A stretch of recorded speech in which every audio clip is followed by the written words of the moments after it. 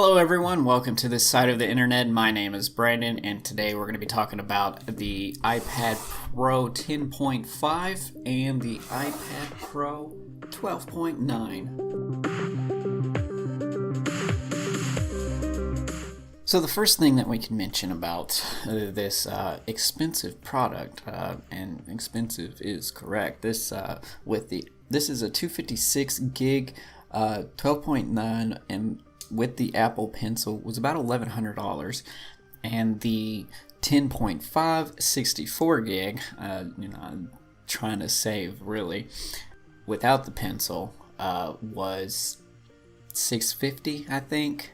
Could be off on some of those prices, but it's expensive basically. The size with this, working on this as an artist, feels great. It really feels great to have all this space. I mean, you can even work in it vertically and it still feels really comfortable to paint in it, and this pencil is not paired with that one. So, but that's not to say that the 10.5 one doesn't feel good, because it feels fine too.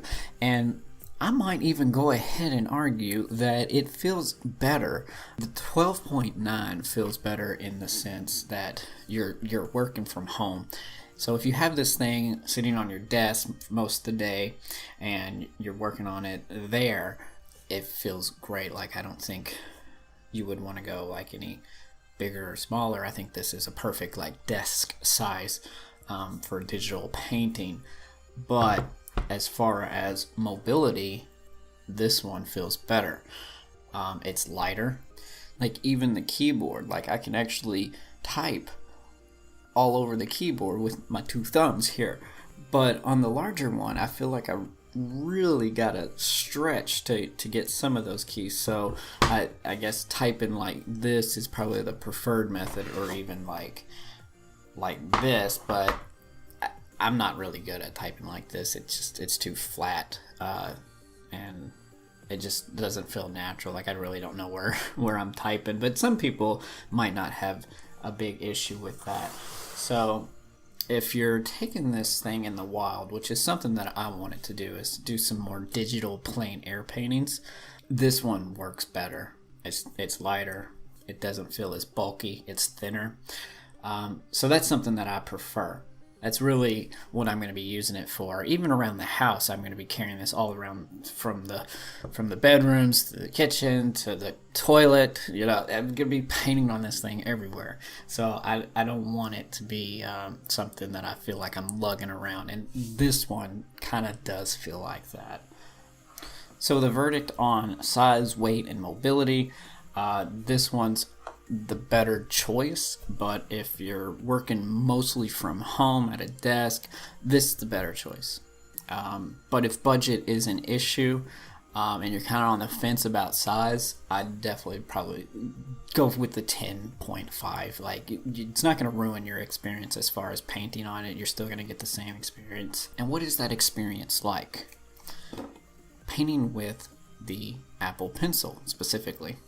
Now, something that turned me off on this pencil when I first started using it is it's super like hard. It's like a pencil, really, and that's a good thing for when you're painting with like pencil brushes. But when you're painting with like paint brushes, I don't know, there was a little bit of a disconnect there at first, because I'm used to Wacom's pencils or Wacom's pencils. Stylus that has a little bit of a give to them. They go back and forth a little bit, and this is significantly lighter than this. This is pretty damn heavy, which I don't really like that. I'm getting used to it though, but this one's definitely superior. But that's in the past. Well, that's desktop views really. I still like using my Intuos Pro, so I'm still going to be using that. But for mobility, this is fine. It's something that's not going to really snap to, like, I don't know if they make little adapters or whatever that can snap this to your iPad, which would be really nice, because just keep up with this thing, because you can lose it pretty easily, especially the cap too. the way this works is you just plug it into your iPad and it pairs pretty quickly, which is nice. I've been going back and forth between these two. So what's it like painting on these and using these apps? Well, I'm not going to go too in depth in this. I think there's other videos that do go in depth on that. Mostly using Procreate is what a lot of videos you'll find. But I'm actually, I decided to go with Art Studio Pro. I felt like that is coming from Photoshop. I felt like that was the better transition software because they got a lot of tools like in Photoshop. I can't say that about Procreate because I haven't tried it. Maybe they do. I just watched another YouTuber and he likes this, and we have similar painting styles, so I went with that. And but yeah, I definitely do want to try Procreate later on and see if that one's any better. But with Art Studio Pro, I have been having a couple issues, but for the most part, it's been really good.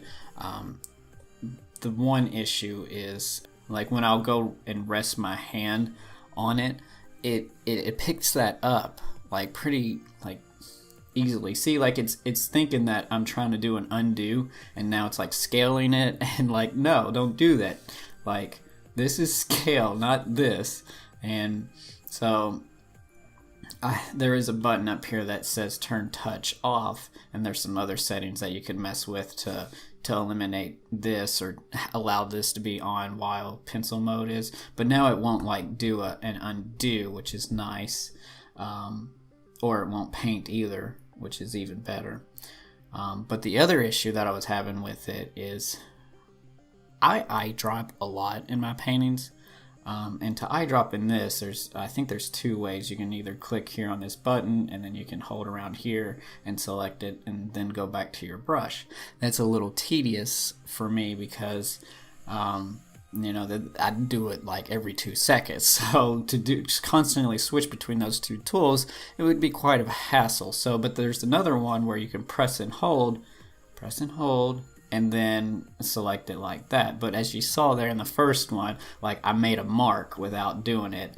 And so that happens a lot. I don't know if Procreate's any better about that. And that's kind of why I want to try Procreate, because that really does like take you out of the zone when you're painting, when you're just wanting to eye drop something and you keep on having to paint over the marks that you previously made trying to eye drop it. So, but other than that, I'm having a good time painting on this. Oh, I forgot. I didn't even mention multitasking. That's something that the 12.9 is really good in. So let's say I'm painting something, but I needed to go to Google for a reference of something.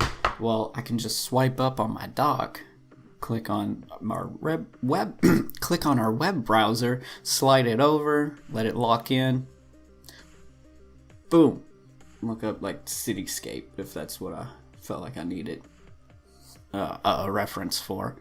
Images, and then bam, like, oh, there's a nice little cityscape, and I can paint on my my Art Studio Pro app over here on the right and still like see that reference. Even if you wanted to listen to like YouTube music or whatever, you can pull up a YouTube app and have it over there too and listen to music while you paint. So that's nice. And that's not to say that the 10.5 is not a good experience, but it is just a little bit more cramped, obviously, because it's a smaller size. But the fact that I can pinch it and everything and zoom in and out, I don't feel like that's too big of an issue. Okay, well, I hope this video gives you guys a little bit more understanding of what it's like painting on these two devices. 10.5 is great, 12.9 is great. They're both really good products. You know, Best Buy allows you 15 days to try out something and then return it. So purchase both of them and test them out both for yourself and see which one you like, because that's really how you're going to know. But if you don't feel comfortable doing that, I hope this video helps you guys. And yeah, I'll see you guys in the next one.